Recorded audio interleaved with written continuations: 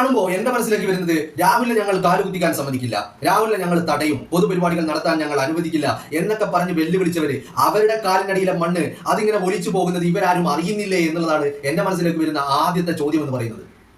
അല്ലെ, നിങ്ങൾക്കും തോന്നുന്നില്ലേ? കാരണം നിങ്ങൾ ഇന്നലെ കണ്ടു, നഗരസഭയിൽ നിങ്ങൾ ഇന്നലെ കണ്ടു, നഗരസഭാ അധ്യക്ഷ BJP ഈ പറയുന്ന ചൂലും ബാനറും ഫ്ലെക്സും ഒക്കെയായി രാഹുൽ മാങ്കൂട്ടത്തിൽ പാലക്കാട് തിരിച്ചെത്തിയെന്ന് പാലക്കാട് രാഹുലിന്റെ MLA ഓഫീസിന് മുന്നിൽ പ്രതിഷേധങ്ങൾ നടത്തിയവര് അവര് ഇന്നിപ്പോ നോക്കുമ്പോൾ അവരുടെ കൂട്ടത്തിൽപ്പെടുന്ന നഗരസഭാ അധ്യക്ഷയും ഈ പറയുന്ന ശിവരാജനും മറ്റു ചില കൗൺസിലർമാരും ഒക്കെ രാഹുലിനൊപ്പം ഇറങ്ങിത്തിരിക്കാൻ വേണ്ടിയുള്ള എല്ലാ തയ്യാറെടുപ്പുകളും നടത്തി നിൽക്കുന്നതാണ് നമ്മൾ കാണുന്നത്.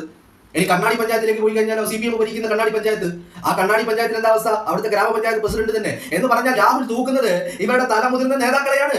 ഈ പറയുന്ന കൗൺസിലർമാരെയോ മറ്റുള്ളവരൊക്കെ അതിന്റെ ബോണസ് ആയിട്ട് അതിന്റെ കൂടെ വരുമെന്നല്ലാതെ ആദ്യം രാഹുൽ തൂക്കാൻ ആഗ്രഹിക്കുന്നത് ഇവരുടെ നേതാക്കളെയാ. നഗരസഭാ അധ്യക്ഷയെ ആദ്യം കൂടെ കൂട്ടി, ഇപ്പുറത്ത് കണ്ണാടി പഞ്ചായത്ത് പ്രസിഡന്റിനെ കൂടെ കൂട്ടി.